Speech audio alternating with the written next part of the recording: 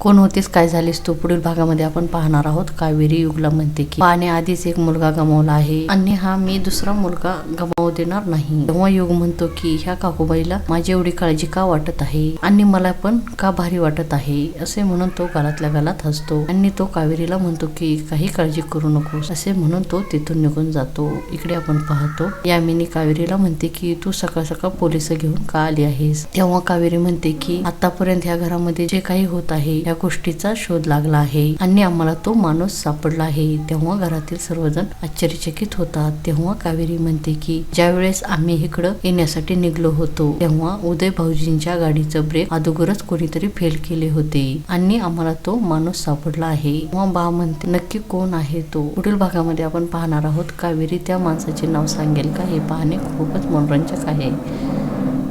कोण होतीस, काय झालीस या मालिकेची डेली अपडेट पाहण्यासाठी आमच्या चॅनल लाईक करा, शेअर करा आणि सबस्क्राईब करायला विसरू नका.